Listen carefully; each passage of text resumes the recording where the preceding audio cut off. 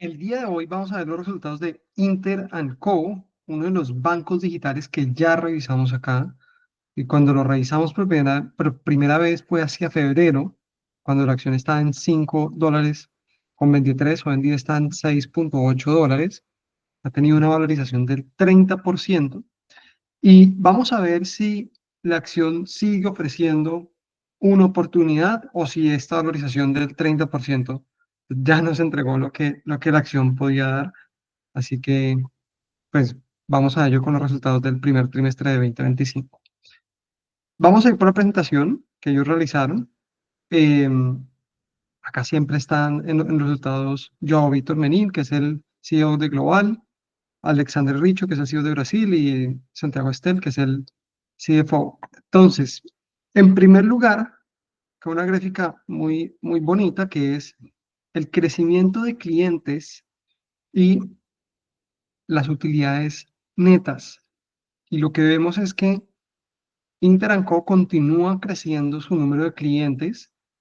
Hace un año, en el primer trimestre de 2024, estaba en 31.7 millones de clientes y en el primer trimestre de 2025 está en 37.7 millones de clientes, es decir, sumó 6 millones de clientes, un crecimiento de un poco menos del 20%, cuando el primer trimestre de 2023 estaba en 26.3 millones y pasó a 31.7, es decir, había sumado unos 5 millones de clientes el año pasado. Es decir, Interanco continúa teniendo un crecimiento muy positivo. Ahorita vamos a ver ese plan del 30-30-60 que ellos presentaron, cómo van ese cumplimiento, pero a nivel general, pues un crecimiento positivo, la utilidad neta histórica más alta, el mayor número de clientes histórico más alto, es decir, rompiendo los récords en cada uno de los trimestres se encuentra el banco ahora mismo. Acá pues Interancó presenta un poco de la oportunidad. Nosotros ya revisamos esto cuando estuvimos hablando de la acción en ese deep dive de más de una hora y media que voy a dejar en la descripción, pero esto sí que es muy relevante recordarlo y es el enfoque que tiene Interancó. Es un enfoque en el cual las tasas son un poco más bajas, el crecimiento es un poco más controlado y muchos de los ingresos son a partir de fees que provienen de servicios o sea, digamos, servicios no necesariamente relacionados con el banco como tal o con préstamos, sino como lo puede ser servicios de shopping, servicios de inversión, servicios de vender seguros, etcétera. Entonces, esto sí que es un modelo un poquito distinto al que, por ejemplo, tiene un Nu, que es un banco más puro y duro, aunque igual Inter también tiene banca, ¿no? Y hablando ya un poco de la oportunidad, esto es una gráfica que siempre vemos y es, hoy en día, Inter tiene, pues, por ejemplo, una participación en el mercado de hipotecas del 0.6% y lo que ellos afirman es que con su base de clientes actual esta participación podría llegar a ser del 8% y así sucesivamente en cada uno de los productos. Entonces, todavía hay un gran, gran mercado por explorar por parte de Interanco. Vamos a ir a los resultados. En cuanto a los clientes activos, ahorita, hace poco revisamos los clientes totales que crecieron en un total de 6 millones, en particular los clientes activos. Hace un año, es decir, del primer trimestre de 2023 al primer trimestre de 2024, crecieron en 3.8 millones y este año el crecimiento no ha sido de 4.2 millones, crecimiento entre trimestres de 1 millón de clientes activos, así que un crecimiento muy positivo y en las cuentas corporativas también se ve un crecimiento muy bueno del 23% anual, en el cual se sumaron aproximadamente unas 450.000, acá haciendo cálculos rápidos mentales, cuentas corporativas, cuando hace un año pues se habían sumado aproximadamente unas 350.000. Así que en general el crecimiento se sigue viendo. En cuanto a los cohortes y la calidad de ellos, que es esta gráfica que tenemos aquí en la mitad, vemos como el volumen del monto transado por tarjetas y por PIX, por cada cliente activo, en los cohortes más nuevos es cada vez más alto. Es decir, si miramos un cohorte nuevo que son estas líneas más oscuras, y los comparamos con los cortes más antiguos, que son las líneas más claras, vemos cómo esos cortes más antiguos para llegar al volumen que hoy en día transan los colores nuevos, se demoran prácticamente 10, 12 trimestres, lo que hoy en día se está demorando 1 o 2 trimestres. Entonces, esto es muy positivo. Esto, por ejemplo, también lo veamos en Nu, en la medida en que estos neobancos van ofreciendo una mayor gama de servicios, se van mejorando la calidad de estos cortes. Y bueno, y pues a nivel general, pues en cuanto a montos transados, también un crecimiento del 33% anual. Es cierto que hay una caída frente al trimestre anterior, pero es por efecto de seasonality, que pues es el último trimestre donde se transa mucho al ser diciembre. Crecimiento principalmente en PIX del 35% anual, pero también en débito y crédito del 18 y 16% respectivamente. Así que, pues a nivel general, yo creo que son resultados muy positivos. También vemos crecimiento del portafolio, pues de los productos. Yo voy a ir un poco más rápido para no detenerme en cada uno de los slides, eh, pero a nivel general, pues muy bueno. Este me gusta, que es la parte de inversiones, y es cómo está creciendo esta vertical. Recordemos que ahorita estábamos viendo la parte de banca, de crédito, créditos pues también creciendo bastante. En la parte de inversiones, el número de clientes activos está en 7.2 millones, un crecimiento anual del 36%, y los activos bajo gestión crecieron un 54%, con 146.000 millones de reales, o 146 billion reales. Así que también, pues, nuevamente, resultados bastante positivos en este lado. La vertical de aseguramiento, esta es una vertical nueva, así que los crecimientos anuales que vemos, pues, son bastante altos, más 324% contratos activos, y más 776% pólizas vendidas. Realmente, pues, muchísimo, muchísimo crecimiento. Y en la parte de shopping, eh, nuevamente, más allá del seasonality, que pues cuando vemos frente al trimestre anterior hay una caída, hay un crecimiento del 29% del valor transado en la plataforma. Sí que acá, si bien hay una caída por seasonality, lo que vemos es que frente al tercer trimestre de 2024 también hay una caída. Estaba en, 1.300, en 1.381 millones de reales, o 1.3 billion reales en el tercer trimestre de 2024, y hoy está en 1.280. Entonces, acá sí que vemos una desaceleración, pero pues el take rate, que es la parte que se lleva el banco de esto, viene mejorando. Está en alrededor del 5 o 6%, y está ahora alrededor del 7%. Y el porcentaje convertido a Buy Now Pay Later, sobre lo cual pues se generan unos intereses, así que eso es favorable, también mejora. Está en el 6%, hoy en día está en el 8%. Finalmente, la parte global, cuenta global, acá recordemos que esto es una cuenta en Estados Unidos, es decir, algunos de los mejores clientes que tienen también cuenta en Estados Unidos, pero cuenta en Brasil. Entonces les dan como esta cuenta global. Esto es un producto que fue lanzado con mucho éxito. Tiene hoy en día 4.1 millones de clientes, un crecimiento anual del 41%, y se sumaron 200.000 clientes frente al último trimestre. Acá lo que también me llamó mucho la atención es que para lanzar esto en Argentina, esto lo van a hacer con un partnership con un banco, sobre lo cual hablaron en la llamada de los inversionistas. O sea, así que vamos a ver cuál es el progreso de esto.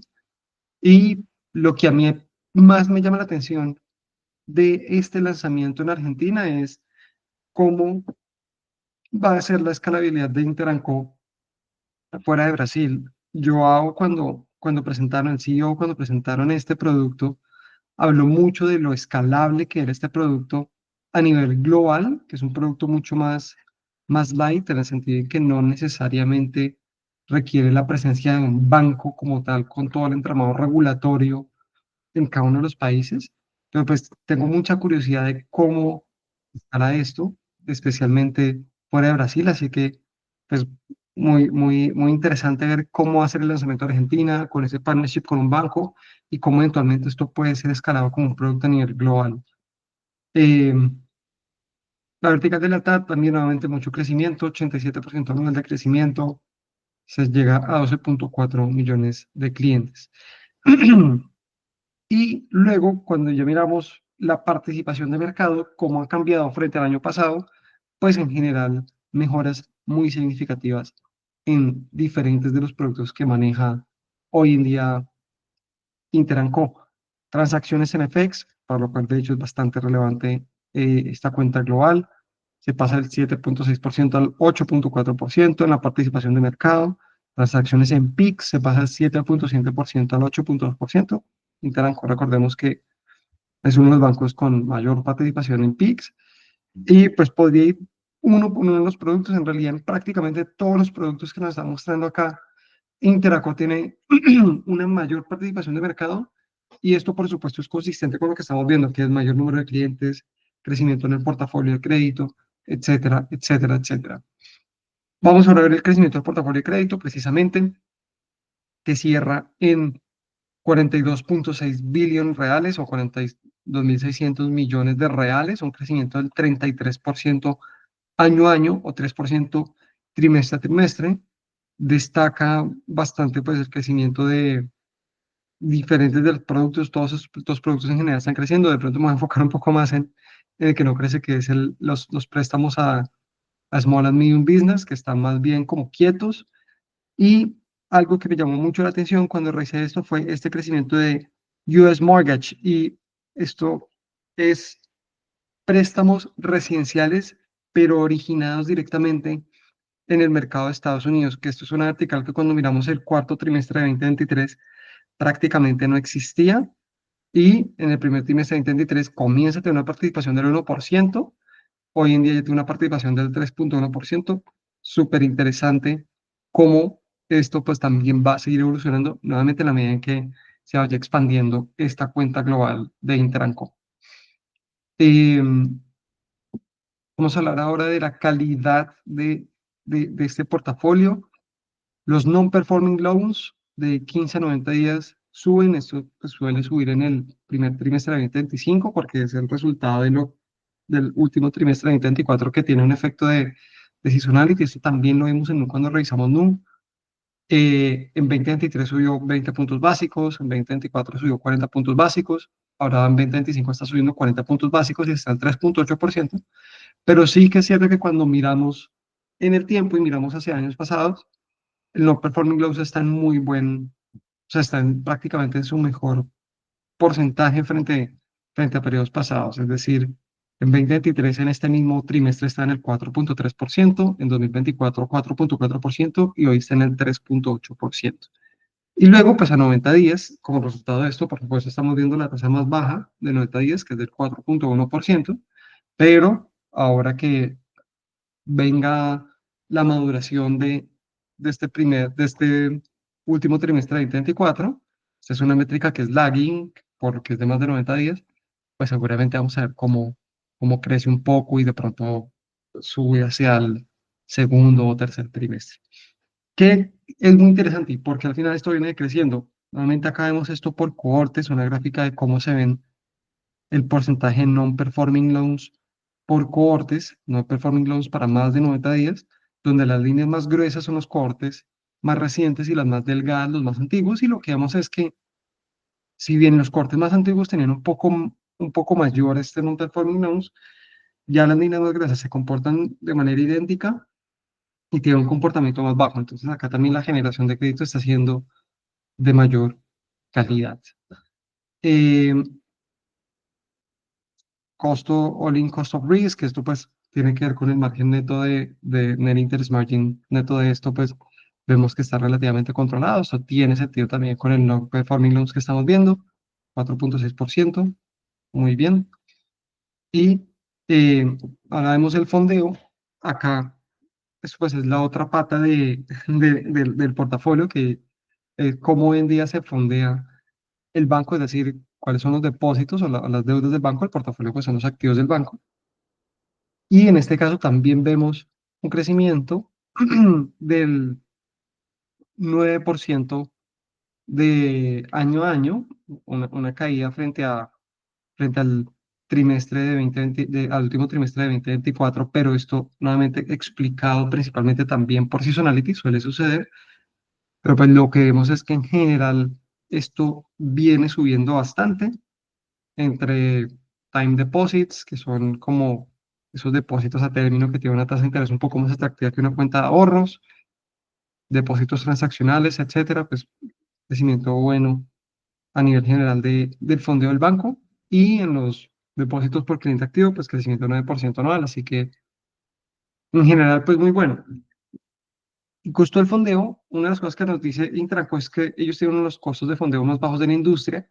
En este caso es el 63% del CDI, que no es exactamente la tasa de interés del Banco Central de Brasil, pero es muy cercano a eso y, y va cambiando muy a la par en la medida en que esa tasa cambia. Hoy en día este costo de fondeo de Interancom pues se mueve con esta tasa y está alrededor del 8%. En el caso de Nu, por ejemplo, esto es alrededor del 85%.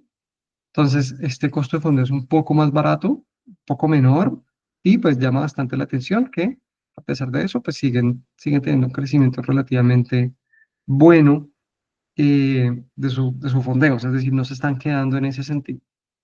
Y acá vemos esta gráfica que vemos de los revenues, de los ingresos de Interancom, es un resultado de este modelo de negocio en el cual no solamente hay tanta dependencia de ese net interest income, sino también de los fees, en los cuales pues los fees corresponden dependiendo del trimestre que uno coja, pero pues entre el 26 y el 30% de los ingresos totales, que tiene un crecimiento año a año del 16%, y el net interest income, un crecimiento año a año del 37%.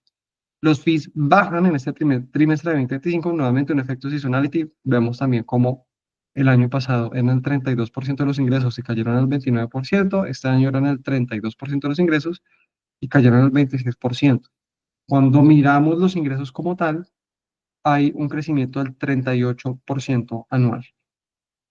Y esta que pues es una de las gráficas más interesantes, que es el ARPAC, que es ese Average Revenue Per Active Customer, y luego un Net ARPAC. Y acá lo que vemos es que en promedio esto está en 50 reales, que cuando eso lo pasamos a dólares, estamos hablando de más o menos unos $9, y esto también va mejorando, es decir, si miramos hace un año en el primer trimestre de 2024, eso estaba en 45 reales, eh, entonces pues va mejorando también en el tiempo, que por supuesto es una señal positiva, y pues no sorprendentemente con todas estas gráficas de cortes que venimos viendo, también vemos que los cortes más nuevos están llegando a un ARPAC más alto más rápidamente. Es decir, un corte nuevo que tiene hoy en día más o menos 2 trimestres de relación con el banco, o digamos un año, entre 1 y 4 trimestres, está alrededor de $30 de ARPAC, que eso pues cuando los cortes más antiguos se podía demorar más o menos unos 3 años. Y los cortes más maduros están alrededor de 100 a 126 reales, perdón, ahorita dije dólares, pues estoy hablando de reales. Entonces, en ese sentido, pues vemos cómo los cortes más nuevos están llegando a estos ARPACs más rápidamente y esto pues va a mejorar mucho el perfil de ingresos del banco, así que pues noticias muy positivas.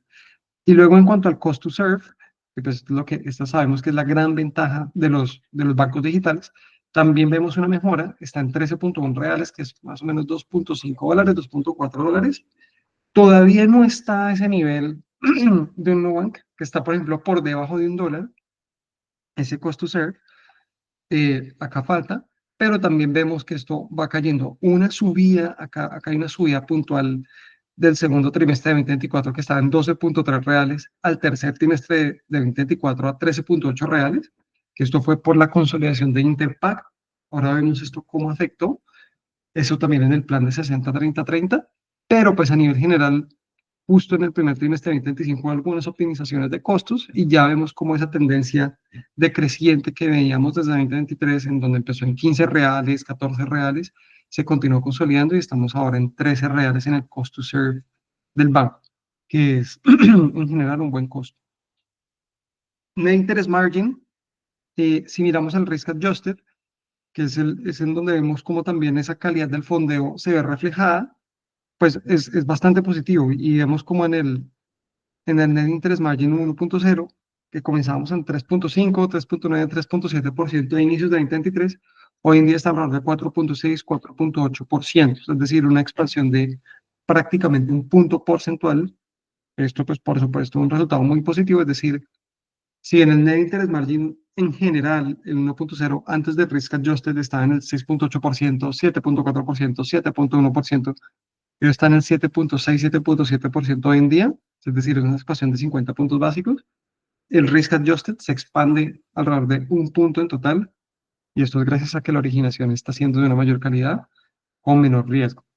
Esto, por ejemplo, también lo vimos en Nu, cuando mirábamos, cuando Nu comienza a tener una mayor participación de los préstamos con garantías, con un colateral. Estos préstamos tienen una menor tasa de interés, pero también son menor risk adjusted, y en general, de hecho, en el caso de Nu vimos una contracción del NIM. Acá no lo estamos viendo, acá lo que vemos es cómo Interco está mejorando la para ambos productos, pero al final esta métrica hay que cogerla siempre con pinzas porque hay unos productos que pues igual un net interest margin puede ser muy positivo, que incluso tenga un leve mejoramiento siempre que el risk adjusted pues se esté manteniendo. Y ahora vamos a ver los gastos. Acá vamos a ver de hecho por qué el cost to serve incrementa. Vemos como del segundo trimestre de 2024, que estaba en 660 millones de reales, pasa a 787 millones de reales en el tercer trimestre de 2024. Ahí es donde aumenta el cost to serve, esa es la consolidación de Interpack. Pero en el primer trimestre de 2025, si bien el crecimiento anual es del 32%, entre trimestres hay una caída del 1% y esto está principalmente siendo explicado por personal.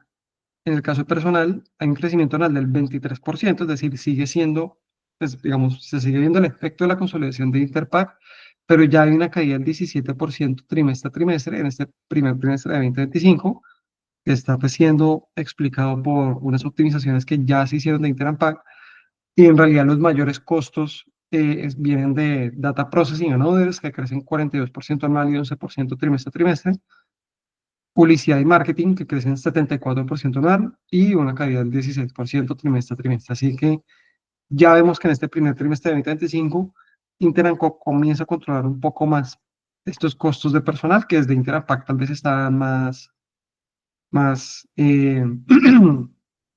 digamos, un poco menos controlados, un poco más relajados y no había permitido que ese cost to serve per active customer pues se redujese más. Y lo que se denomina como es operational leverage, que al final es nuevamente la gran ventaja de estos neobancos, vemos cómo se materializa incluso a pesar de la adquisición de Interampac.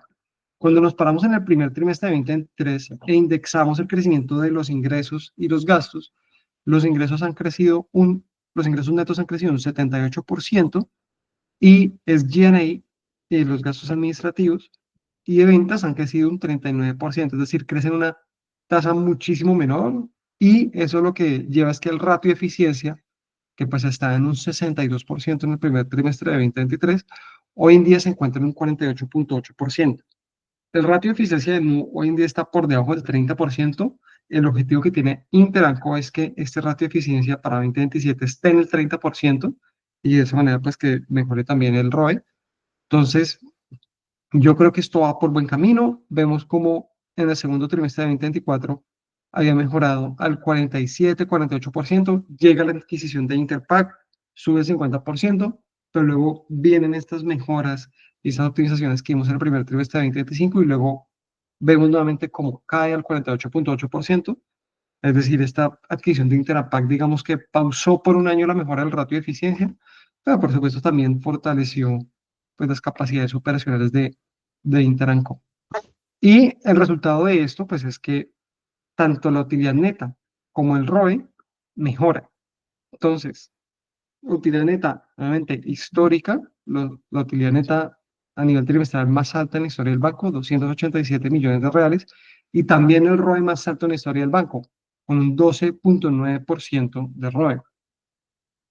Hace un año el ROE era del 9% y hace 2 años era del 0.7%, es decir, la mejora que estamos viendo es impresionante. Y ahora que Interampac yo creo que se normalizó un poco más, yo lo que espero es que en 2025, en estos trimestres que quedan, vamos a ver cómo ese ratio de eficiencia comienza nuevamente a mejorar a un ritmo más acelerado, y este ROE también comienza a mejorar a un ritmo más acelerado.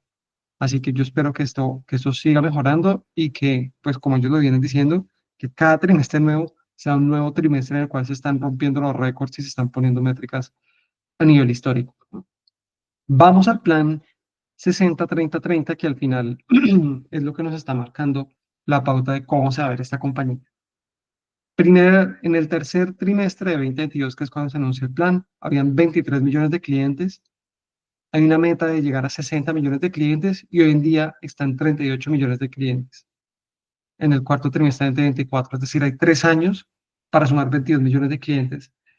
Hoy en día lo que vimos es que en un año se sumaron 6 millones de clientes en el último año y que comparado con el año anterior, que han sido 5 millones de clientes, pues se están sumando clientes más rápidamente. Es decir, parece ser que sumar 22 millones de clientes en 3 años es un logro realizado. Es decir, no es una meta fácil, pero si se sigue creciendo al ritmo actual y se eleva un poquito ese ritmo de crecimiento, se va a ver bien. Ratio de eficiencia está en el 75% en el tercer trimestre de 2022. Hoy en día está en el 48.8%. Sabemos, de hecho, que este ratio de eficiencia hace un año, es decir, en el primer trimestre de 2024, estaba en realidad en un ratio muy similar. El objetivo es 30%. Acá es donde yo espero que va a haber un poco más de aceleración. Es decir, lo que yo espero es que en lo que progresa de 2025, vamos a ver cómo este ratio comienza nuevamente a caer un poco más rápidamente. Sé que el equipo está haciendo pues bastantes inversiones, por ejemplo, la expansión de Argentina, etcétera, pero con la consolidación de Interapac ya un poco más establecida, yo esperaría, salvo que haya algunos que digan que pues, no es algo que hayan dicho, que este ratio de eficiencia va a continuar mejorando. En todo caso, y acá esta barra de progreso, pues es súper interesante. Incluso este 48.8% está en lo que ellos tenían planeado en ese momento para el cuarto trimestre de 2025. Es decir, están por delante del plan, pero yo aún así espero que este ratio de eficiencia en lo que queda de 2025 continúe mejorando. Y por último, Return on Equity está en el 12.9%, un alto histórico a nivel de la historia de Interanco, valga la redundancia. En este caso, pues la meta es 30%. Y esto pues va a ser un poco más explosivo, es decir, en la medida en que los ingresos mejoren y el ratio de eficiencia vaya mejorando también, ahí pues el ROE va a crecer muy rápidamente. Es decir, eso no va a ser como tan lineal, sino va a ser el efecto doble en el cual los ingresos crecen, el ratio de eficiencia mejora porque los, los gastos no crecen a la misma velocidad y prácticamente digamos, cada real de ingreso marginal que tiene el banco tiene un retorno en equity mayor. Y de hecho lo que nos están diciendo es que hoy en día las deudas, esto lo mencioné en la llamada, pero las deudas, las nuevas deudas que se están originando a nivel del banco, se están originando a ROEs marginales del 30 o 40% que tiene pues todo el sentido del mundo. Lo último acá que quiero poner pues es esta parte del equity. Ahí está pues muy bien, en realidad muy bien fondeado el banco. En el caso de Interancor, recordemos que solamente tiene banco dentro de Brasil, es decir, en Estados Unidos, si bien se ofrece este producto de la Global Account, no hay un banco como tal en Brasil. Y está el requerimiento de capital del banco, que es 3.9 billones reales. Hay un exceso de 1.6 billones y luego en la matriz, es decir, directamente en Interancor, no en el banco, hay otro 1.3 billones reales de exceso, que esto al final, pues, es dinero que se puede reinvertir o se puede utilizar para expansiones, etcétera. Así que un banco que a nivel general está bien fondeado, que hoy en día da utilidades, que está teniendo crecimientos muy, muy positivos y que pues el desempeño es muy bueno. Así que volviendo a esta gráfica de acá, que después vimos que hacia febrero, que fue cuando revisamos esto en $5.2, a la fecha hemos tenido una valorización del 30%. Si miramos en un mayor largo plazo, pues este banco en 2023 llegó a estar en $1.50, ha tenido puntos altos de $7.6 hacia el tercer trimestre de 2024. Pregunta fundamental, ¿es momento de vender o no el banco? Y les voy a dar mi respuesta. Yo personalmente, con la valorización que hubo de febrero a la fecha, es decir, en estos 4 meses, liquidé un porcentaje muy pequeño de la posición, algo alrededor del 10%, no mucho, aprovechando para tomar utilidades. Y muchas veces acá lo que pasa con estos con estas acciones es que suelen tener bastante volatilidad de precios, así que prefiero tomar un poco de utilidades y si llegase a dar alguna otra entrada a un precio atractivo, pues por volver a expandir. Pero en general, creo que acá la convicción es que este banco es una muy buena compañía de cara a largo plazo. Yo lo que veo es una muy buena ejecución en cuanto a ese plan de 60-30-30, 60 millones de clientes, 30% ratio de eficiencia, 30% return on equity. Es un plan que en 2 años y medio se cumpliría y si el banco ejecuta hacia ese plan y lo logra, que parece que está en camino a lograrlo, va a ser una gran, gran inversión en el mediano plazo. Entonces, yo personalmente voy a continuar siendo inversionista de Interanco. Y lo último que de pronto a mí me genera mucha curiosidad y es lo que quiero ver sobre todo en el caso de Argentina es cómo van a ejecutar la expansión de la cuenta global de Estados Unidos fuera de Brasil, porque al final, ¿qué es lo, digamos, más allá de la escala? Que, pues, cuando hablamos de este banco, estamos hablando de un banco que tiene 3 billion market cap y pues no es como 50 billions, es decir, no son siquiera comparables y es enorme, pero lo que principalmente a mí a veces me genera, no resistencia, pero que me hace preguntarme si debería tener una posición más alta o no es cuál es el potencial de este banco de expandirse fuera de Brasil. Porque en el caso de Nu, lo que ya hemos visto es que tiene una posición competitiva en Brasil muy fuerte, que es además altamente rentable y es el sostén de lanzar nuevos mercados, donde ya vimos pues que lanzó México y lanzó Colombia, y que está haciendo pues esta plataforma tecnológica para una expansión internacional. Entonces, caso de Nu, pues nuevamente un banco que es 20 veces más grande que Interancó en cuanto a capitalización de mercado, pero pues lo que sabemos también es que el potencial que ellos están explorando a nivel de expansión es muy grande y ya sabemos que es un banco que pues, puede operar fuera de Brasil. En el caso de Interanco, no nos están diciendo que vayan a hacer esta expansión en la cual vayan a ser nuevos bancos, es decir, no estamos viendo a Interanco, a Joao, al CEO, diciéndonos, nosotros vamos a lanzar el banco Inter fuera de Brasil. Lo que nos están diciendo es que la Global Account va a ser ese medio de realizar la expansión internacional. Y por primera vez ya estamos viendo una expansión fuera de Brasil, que es en Argentina, que está haciendo en partnership con un banco. Entonces, en ese sentido, tengo muchísima curiosidad, tengo muchísimo interés de ver cómo hacer esta expansión, cuáles son los resultados, cuál es el potencial que en realidad tiene a nivel de generación de ingresos, cuál es el techo, etcétera, de realizar esta expansión, porque eso es lo que nos va a determinar cuál es el potencial que tiene Interanco como una marca global, así sea, digamos, dentro de América Latina o incluso fuera de América Latina, pero eso es lo que en realidad nos va a determinar cuál es ese potencial. Yo creo que igual a nivel de Brasil todavía queda mucho. Ese plan de 60-30-30 parece que están completamente en la dirección correcta para cumplirlo y eso va a ser solamente dentro de Brasil. Entonces yo esto lo veo más como la cereza en el pastel, pero sí que me genera mucha curiosidad y si esa expansión comenzamos a ver que es exitosa y que tiene un gran potencial de sumar muchos ingresos marginales a la compañía y de ser un mercado abordable muy grande, yo creo que también la tesis de Interanco, al menos personalmente, cambia. Porque mi tesis actual, ¿cuál es? Esto es un nuevo banco que está ejecutando bien, que tiene muy buena tecnología y que si cumple ese plan 60-30-30, que es el que se marcaron y que están en buena dirección para cumplir, va a ser una gran compañía en 2027 y va a ser una gran inversión también como resultado. Pero eso es dentro de Brasil. Así que Global Account, a nivel de expansión internacional fuera de Brasil, nos va a determinar qué hay además de ese plan 60-30-30. Y pues con respecto a eso, estoy súper interesado de ver cómo progresa Argentina y creo que va a determinar mucho también de cuál es el verdadero techo que tiene esta compañía. Sin más, pues con eso termino. A los que se quedaron, gracias. Por favor, suscríbanse, dejen sus comentarios, un like y nos vemos en la próxima. Chao, chao.